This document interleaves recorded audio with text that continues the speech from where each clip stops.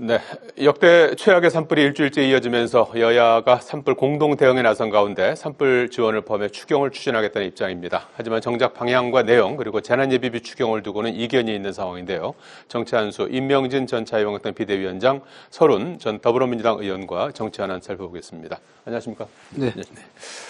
자, 영남권에서 이제 산불 역대 최악의 산불이라고 합니다. 여전히 산불이 지금 이어지고 있는 상황인데 어제 그래도 단비가 조금 내려서 큰 고비를 좀 넘길지 싶습니다. 지금 오늘 내일 사이에 이걸 그 주부를 큰 불을 이제 완전히 잡을 수 있을지 분수령인 것 같습니다. 그래서 지금 상황 어떻게 좀 평가하세요? 제발 좀 잡혔으면 좋겠는데요. 그게 만만치 않은 것 같아요. 네. 우선 그게 산이 높고 그러니까 바람도 세고 바람이 그냥 강풍이 불어오고 그러니까 이거를 제어하기가 만만치 않은데 어제 오후까지 27분이나 돌아가셨어요. 글쎄요. 예. 그냥 참담한 상황인데 실제로 당한 분들은 말로 다 설명할 길이 없을 거예요. 두려움과 그리고 그 피해가 또 얼마나 큽니까? 그래서 이거를 빨리 비가 와서 진정시키는 수밖에 없다고 그러는데 현재로서는 참 걱정입니다. 예. 지금 확산세는 좀 주춤되고 결정적인 지금 전환 국면이다 하고 하는데 하여간 지금은 일단은 불을 좀 끄는 게 일단 급선무인 것 같고 그러고 난 뒤에는 이제 복구 작업이라든지 피해 지원이라든지 이런 부분을 이제 논의를 해야 되는데 정치권에서도 이제 그와 관련해서 좀 지원책을 강구해야 되는 거 아니겠습니까?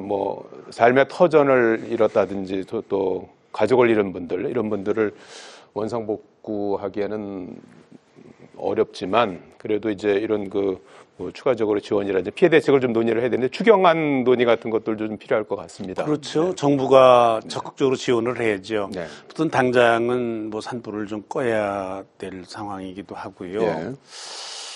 또 하나는 이제 영구적인 대책도 좀 세워야 될 것 같아요. 네. 이제 산에 도로를 낸다든지 소방도로라든지 또 수종을 좀 바꿔봐야 된다든지 그건 장기적으로 우리가 해야 될 일이고 근본적으로 지금 빨리 피해 재난을 당한 분들이 지금 많이 있거든요. 추경을 해야 되는데 아니 지난번에 민주당에서 2조를 깎았다는 거 아닙니까? 재난 대책을 위한 예비비를 2조나 깎았다는 거 아니에요. 지금 얼마가 남았다고 민주당이 주장하는데 그거는 다른 데 써야 될 그런 예비비고 땡겨서 쓰기는 해야 되겠지만 또 하나 문제는 아마 이거 예비비 추경을 얻는데 문제가 있는 것 같아요. 서로 정치적인 이해관계가 있는 것 같아요. 아마 민주당에서는 무슨 서민들 보조하는 그런 돈까지를 포함해서 얼마를 해야 되겠다. 저는 그런 여야 할 것 없이 조건을 붙이면 안 되고 빨리 어떻든 추경을 해서 그래서 지원을 해야 된다 그렇게 생각합니다. 근데 작년에 정부 예산안이 예비비가 4조 8천억이 계산돼 올라왔었습니다. 근데 그게 불용이 참 많이 나왔어요. 그래서 이건 민주당 쪽에서는 이건 불용이 너무 많기 때문에 예비비가 너무 가다 계산됐다. 그러니까 잘라야 된다. 이래서 절반으로 2조 4천으로 줄였습니다. 근데 그거 자체가 좀 잘못됐다 어쨌다 하기에는 좀 상황이 지나간 것 같고 지금은 여야가 힘을 합쳐가지고 이 상황에서는 의견을 일치시키는 게 꼭 필요합니다. 좀 양보해가지고 꼭 내 주장만 오는 게 아니지 않습니까? 양쪽이 합의해서 빨리 추경안을 만들어서 지금 고통을 당하고 있는 분들을 위해서 뭔가 우리가 나라가 나서서 여야 합의해서 다 한다. 이걸 보여주는 게 무엇보다 더 급하다고 생각해요. 합의를 빨리 하는 게 좋습니다. 이거는 타이밍이 중요하고 이의가 있을 수 없죠. 원포인트를 해야 된다고 생각합니다. 산불에 좀 집중해서 해야 된다는 말씀이신가요? 그렇죠. 우선은? 우선 이걸 산불 문제로 극복을 하고 그 다음에 나머지 문제는 또 차근차근 얘기를 하면 돼요. 추경을 그럼 두 번 할 수도 있죠. 이게 제로게 한다면 한 번에 다 할 수 있겠지만은 우선 급한 이 산불 문제 부분은 지금 진행되고 있습니다만은 빨리 해서 국민들에게 위안을 좀 줄 필요가 있습니다. 굉장히 많은 분들이 돌아가셨고 피해를 입은 분들이 지금 몇만 명이 되잖아요. 그래서 그분들에게 정부가 정치권이 합의를 해서 우리를 도우려고 하구나 이런 메시지를 확실하게 전해야 합니다. 실제로 도움이 되겠죠. 예. 네. 예비비에서 이제 있으니까 일단 그 비용을 가지고 일단 빠르게 이제 지원하는 게 일단 중요할 것 그렇습니다. 같고 네. 그것이 이제 모자랄 경우에 이제 추경이 이제 필요한 그런 추경을 하자는 데는 여야가 합의한 걸로 알고 있습니다. 네. 액수를 가지고 세부 내역을 가지고 조금 다투는 것 같은데 네. 그럴 필요 없다고 생각해요. 과감하게 합의해주고 정부 안 있으면 정부 안 받고 네. 같이 가자 이렇게 놔야 한다 생각해요. 속도감 있게 추경 편성을 좀 했으면 좋겠고 좀 산불에 좀 초점을 맞춰서 하는 게 필요하다 이런 말씀해 주셨고 그럴 때 좀 지금 피해를 입은 이재민이나 뭐 또 가족, 삶의 터전 이런 분들에게 조금이라도 좀 위로가 될 수 있지 않을까 하는 그런 생각을 해봅니다. 자, 헌재가 오늘까지도 윤 대통령 탄핵 심판 선고 기일을 정하지 않고 있습니다. 안 하는 건지 못 하는 건지 모르겠습니다만은 아직까지 날짜가 나오지 않고 있습니다. 윤석열 대통령 탄핵 소추된 것이 작년 12월 14일이었습니다. 100일이 지났고요. 그리고 헌재에서 변론을 11차례 하고 마무리 지은 게 2월 25일이었으니까 그로부터 또 한 달이 지났습니다. 그래서 이번 주 대통령 탄핵 심판인데 역대급으로 이게 좀 늦어지고 있습니다. 그래서 이제 4월 다음 주 화요일은 4월 아니겠습니까? 4월로 넘어가는 게 거의 이제 확실시되는 상황이고 4월 18일에는 문영배 이민선 재판관이 또 퇴임을 한다고 합니다. 그 전에는 나올 수 있을지 그 이후로 넘어가는 건지 벌써부터 그런 얘기까지 나오는 것 같은데 어떻게 예상하십니까? 처음에는 뭐 헌재가 빨리 하려고 생각은 안 했어요. 초시계까지 갖다 놓고서 빨리 하려고 그랬는데 지금까지 못하는 걸 보면 안 하는 게 아니라 이제 못하는 거로 보여지잖아요. 이제 뭔가 문제가 있다 뭐 이렇게 보는데 대개는 뭐 헌법재판소장이 의 경우에 인용을 해보려고 그러는데 이게 안 되는 것 같다라는 게 아마 일반적인 관측인 것 같고 사실인 것 같습니다. 근데 이제 문제는 지금 이렇게 길어지니까 국론이 끝없이 분열이 되고 있거든요. 많은 그 희생자도 나오고 있고, 뭐 국회도 뭐 개점 휴업 상태예요. 다 뭐 헌재 앞에 길거리에 국회의원들이 나가 있으니까 이 나라가 되겠습니까? 이게 나라가 이렇게 혼란스럽고 이래서 사실은 빨리 했으면 좋겠는데 저는 생각에 이게 중립적인 방향으로 가야 헌재가 선고를 한 다음에 후유증이 만만하지는 않을 거다. 인용이든지 기각이든지 간에 후유증이 만만하지 않을 것 같다. 그거라도 좀 줄여보려고 그러면은 나는 이건 각하로 가야 되는 것이 맞다 이렇게 생각합니다. 그러면 조금 좀 양쪽에 상당한 그런 후유증이 좀 덜할 수 있을 것 같다. 더 좋은 방법이 있다고 그러면은 뭐 윤 대통령이 마지막 변론에서 자기가 다시 복귀를 하게 되면 임기에 연연하지 않고 헌법을 개정하고 개혁을 하겠다. 그리고 물러나겠다. 뭐 이런 말을 하지 않았어요? 네. 조금 이거를 지금이라도 구체화했으면 좋겠어요. 그러면은 헌재가 판단을 하는데 상당한 그런 도움이 되지 않을까. 그래서 지금이야말로 무슨 빨리 판단하는 게 중요한 게 아니라 이게 선고를 한 이후에 생길 후유증 이걸 어떻게 봉합할 수 있느냐. 덜어길 수 있느냐라는 데라든지 그런 국민 화합을 어떻게 이룰 수 있느냐라는 것을라든지 이런 것들을 좀 정치적으로 좀 생각해 볼 만한 그런 때가 됐다라고 생각해요. 네. 나라가 이래가지고 되겠습니까? 지금 뭐 트럼프가 등장한 이후에 통상 압력도 아주 심하고 산불 나서 지금 뭐 수많은 이재민도 있고 나라가 흉흉하고 뭐 국회라든지 나라 기능이 좀 전부 마비돼 있잖아요. 이걸 언제까지나 이렇게 두고 볼 거냐. 하루가 급한 거거든요. 나라를 정상화하는 데 있어서. 그런데 뭐 기각이라든지 인용이라든지 이런 경우에 생기는 후유증은 더 심각할 거로 생각이 들거든요. 그렇기 때문에 나는 최소한의 방법은 각하다 이렇게 생각을 하고 그거보다 더 좋은 방법은 윤 대통령이 이런 그 국가적인 상황을 생각을 해서 본인이 본인이 얘기했던 말을 좀 구체적으로 결단하는 것 그것도 나는 필요할 거라고 생각해요 지금. 네. 정말 나라를 위하는 거라고 그러면은 그런 생각을 합니다. 선고 이후에 이제 초점을 맞추셔서 걱정을 많이 좀 해주셨는데 헌재의 고민도 그런 거 아니겠습니까? 탄핵 심판의 선고의 전.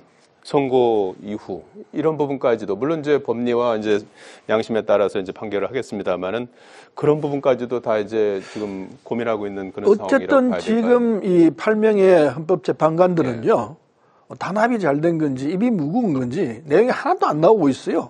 선고한 내용만 나오지 그 외에 다른 얘기는 일체 안 나와요. 그래서 이분들이 뭔 생각을 하고 있는지 감을 잡기가 힘듭니다. 세 분의 이 보수적 입장을 갖고 있는 재판관이 계신다는 얘기는 상식적으로 알고 있는데 그분들이 그냥 끝까지 그러면은 이 기각시키겠다 이런 입장인지 아니면 나머지 분들은 다 인용을 해야 되겠는데 6분이 돼야 되지 않습니까? 이게 안 되니까 그래서 못하는 건지 저는 모르겠어요. 뭐 발표한 적도 없고 아직 논의 중이니까요. 그런데 결과를 놓고 보면은요. 지금 내란이냐 아니냐는 부분은 뭐 법정에서 다툰다 하더라도 말이 안 되는 소리죠. 상식으로 보면 이거 뭐 내란이 틀림없고 헌법을 위반한 건 틀림없는 사실인데 이걸 법정에서 다투려고 그러니까 나라는 어떻게 됩니까? 하루아침에 끝나면 좋겠는데 끝내지는 못하고 있지 않습니까? 그래서 조금 전에 목사님 말씀을 하셨습니다만은 제일 좋기로는 윤석열 대통령이 마지막 국민에 대한 일종의 애국심의 발로라 그럴까? 아니면 자신이 지금까지 살아왔던 걸 보증하면서 내가 물러나겠다. 이 얘기를 하는 게 가장 순리에 맞고 그나마 국민들이 박수를 칠 수 있는 부분일 거라 생각합니다. 물러나는 것이 그럼 뭐 자연스럽게 다 정리가 되죠. 선거 전에요? 선거 전에 해야죠. 선거 전에. 선거 이후에 언제까지 물러나겠다 이게? 아니 선거 이후가 아니고 선거 전에 내가 이런 데 대해서 책임은 전적으로 나한테 있다. 이건 틀림없는 사실이니까요. 나라가 더 이상 혼란을 겪는 건 나 원하지 않는다. 내가 물러나겠다. 이렇게 선언하고 물러나시면은 이게 정말 모든 사람을 위해서 그나마 수습을 할 수 있는 최선의 방법이 될 텐데 이걸 알고 있을 거라 생각합니다. 지금 뭐 결단을 하려고 하고 있는지는 모르겠습니다만은 그렇게 정리돼야 여야를 불문하고 다 자연스럽게 다 정리가 되는 것 아닌가 이렇게 생각합니다. 만일 그게 안 된다면은 마연의 재판관이 있습니다. 이분은 빨리 인정을 해야 돼요. 그럼 뭐 헌법 위반인 경우는 틀림없습니다. 왜 헌재에서 결정을 해가지고 임명하라 했는데 그게 최상목 대행의 대행도 안 했고 지금 총리도 지금 안 하고 있습니다. 이건 안 맞죠. 이유를 대면서 이거 안 한다. 이분은 자격이 없다. 그러니까 못 하겠다. 이렇게 돼야 되는데 이런 망구도 없이 지금 안 하고 있을 뿐입니다. 이건 말이 아니에요. 그래서 마은익 재판관을 빨리 임명가지고 결정을 하게 하든지 아니면은 조만간에 가당간에 결단을 내려야 합니다. 근데 그 이전에 아까 목사님도 말씀하셨습니다마는 윤석열 대통령이 본인 스스로 여기에 대한 책임을 지고 내가 나라를 더 이상 어지럽혀서는 안 되겠다 생각한다. 알겠습니다. 내가 물러나겠노라. 이렇게 얘기를 하는 게 가장 순리가 아닐까 그렇게 생각합니다. 헌재가 지금 꽉 쥐고 지금 결론을 내리지 못하고 있으니까 헌재 외에 어떤 해법을 제시를 해주신 것 같아요. 재판관 임명은 뭐 이미 한덕수 총리 탄핵 재판 때 결론이 난 부분이기 때문에 그럴 수 있다라고 헌재가 그렇게 판단한 부분이기 때문에 꼭 임명해야 될 건 아니라고 생각하고 자꾸 늦어지니까 지금 국론은 분열되고 나라는 어렵고 그러니까 꼭 이걸 재판에 의존해야 되는 거냐. 지금 아마 대개 5대3 그런 모양 같은데 그럼 빨리 각하를 하든지 아니면 윤 대통령이 본래 얘기를 최후별로에서 얘기한 그런 말씀도 있으니까 본인이 무슨 결단을 하든 정치적 결단을 하든지 약간 이게 해결책이 아닌가 그렇게 생각해요. 아무튼 다음 주에 지금 기일이 지금 지정되지 않고 있는 것과 관련해서 계속 이제 우원식 의장도 했고 이제 법사위에서도 신속하게 이제 기일 지정하라고 이제 촉구 결의안도 냈고 해서 다음 주에 아마 더 가파르게 지금까지 진행 상황을 보면은 다음 주에 한다는 보장도 없어요. 아니 정치권의 압박이 더 고조될 정치권의 압박이 지금까지 최고조로 올렸는데도 불구하고 헌재에서는 들은 척도 안 하고 있으니까요. 그래서 말 그대로 두 분 이 재판관이 물러나고 난 뒤까지도 안 되는 건 아닌가. 글쎄요. 이거 참 나라가 완전 엉망이 되는 상황이 올 가능성이 있습니다. 그래서 조만간에 결정을 하는 것이 필요하다 생각합니다. 알겠습니다. 자, 이재명 대표 엊그제 2심에서 무죄가 나오면서 정치권도 상당히 이제 들썩였습니다. 그래서 일단 검찰은 하루 만에 판결의 위법성이 중대하다면서 선고 하루 만에 상고를 제기를 했습니다. 그래서 이제 대법원으로 이제 넘어가서 다시 한번 판단을 받게 됐는데요. 민주당은 윤석열 대통령 구속 취소는 즉시 항고를 포기했으면서 하루 만에 또 상고했다고 하면서 정치검찰의 자충수가 될 것이다. 이렇게 이제 했는데요. 장수심 선거 어떻게 보셨고 향후 전망은 어떻게 예상하십니까? 이재명 대표요? 아니요, 이번 요 사건. 네. 예. 그 이재명 대표 그 선거 재판. 그런 말 있잖아요. 뭐 기가 막혀서 말이 안 나온다는 말 있죠. 그거 사실은 말하고 싶은 생각도 없어요. 어떻게 세상에 그럴 수가 있는가. 그러면은 뭐 사진을 확대한 것이 그게 조작이다 그러면은 우리 신호 위반하잖아요. 그럼 확대해서 와요. 그럼 돈 안 내도 되겠네? 조작이니까. 그런 말이 어디 있어요. 예? 상식적으로 생각해서. 그다음에 백현동 사건도 이미 그 사건이 로비에 의해서 그렇게 됐다라는 것이 대법원까지 인정이 돼가지고 실형을 받은 김인섭 씨가 있는 거거든요. 로비의 대상이 이재명 대표 아닙니까? 분명한 근거 자료도 있는데 국토부에서 협박을 해서 그랬다. 자기가 로비를 받아서 했는데 국토부에서 협박을 해서 그렇게 했다. 이런 거짓말을 분명하게 했는데 그것도 국회에서 했는데 그게 무죄다? 그럼 앞으로 뭐 지금 이제는 그 조항은 이제 없어졌다고 우리가 봐야 되는 거거든요. 선거 때 아무 얘기나 해도 되는 거예요. 지금 말이에요. 이런 상황이 됐거든요. 그러니까 난 이 고등법원 그 판사들이 무슨 생각을 가지고 저런 일을 했는지 모르지만 저거는 사법부의 치욕이라고 생각합니다. 치욕적인 사건으로 기록이 될 거로 생각하고 기대하는 것은 뭐 대법원에 남았으니까 대법원에서 잘 판단을 했으면 좋겠다. 뭐 그런 생각을 합니다. 서른 의원님께서는 어떻게 보셨어요? 검찰이 이 상고를 하는 것은 그건 반드시 하게 돼 있습니다. 뭐 상고했다고 야당 측에서는 뭐 비난을 하려고 하지만은 그건 검찰 윤 대통령 구속 취소한 거 안 한 것하고 대비해서 그거하고는 다른 상황이죠. 무죄가 나왔기 때문에 무죄가 나오면은 무죄를 책임져야 할 상황이기 때문에 최종까지 다툴 수밖에 없죠. 바로 상고를 하게 돼 있습니다. 그 점은 야당이 비난한 부분은 근거 없다고 생각이 들고요. 문제는 이번 2심에서 1심하고는 전혀 다르지 않습니까? 1심은 유죄인데 2심은 무죄 아닙니까? 모든 부분을 다 무죄라고 했기 때문에 이건 상고심이 이제 필요하죠. 상고심이 필요한데 저는 상고심에서 뭐 상고심은 세 가지 경우가 있을 것 아닙니까? 이건 기각해가지고 고법으로 돌리는 방법도 있고 또 상고심 자체에서 대법에서 자체적으로 판정할 수 있습니다. 기각할 수도 있지만은 이게 대법에서 스스로 판단해가지고 그럴 수도 있다. 유죄다. 바로 판단할 수도 있습니다. 고법으로 돌리지를 않고 그런 경우도 있습니다.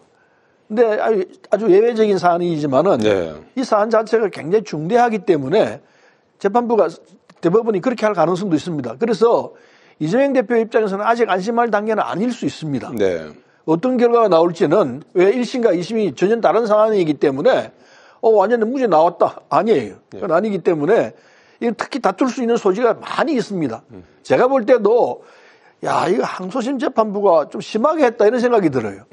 최소한 일정 정도 이 벌금형을 준다든지 이런 부분 분명히 있어요. 아까 목사님도 말씀하셨지만은 사진을 확대했던 것인데 그걸 조작이라고 그러면은 그건 말이 안 되는 소리죠.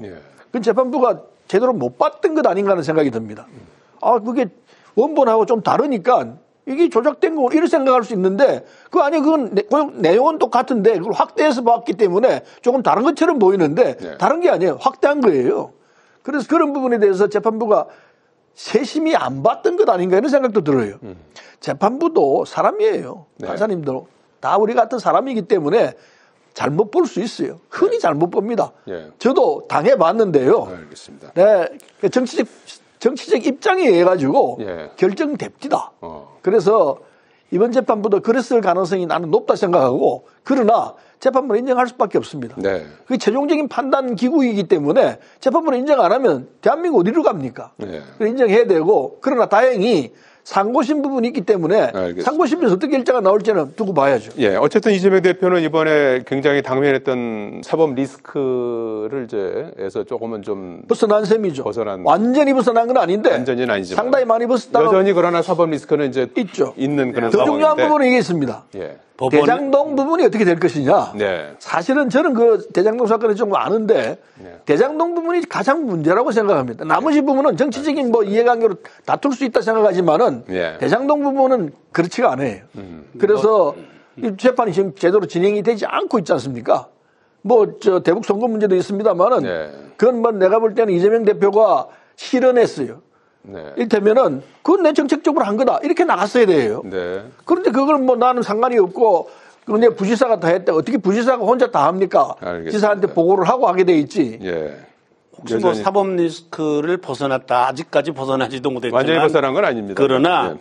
이것 때문에 정치적 리스크라든지 도덕적 리스크는 더 심해졌다고 저는 생각합니다. 네. 이게 결코 이재명 대표에게 나는 도움이 될 거다 그렇게 생각 안 합니다. 네. 많은 국민들이 지금 뭐 아마 무슨 전문가가 판단을 했는지는 모르지만은 네. 그러나 이거는 도덕적으로든지 정치적으로 이재명 대표에게 결국 유리하지는 않을 거다. 상당한 후폭풍이 있을 거라 그렇게 생각합니다. 알겠습니다. 네.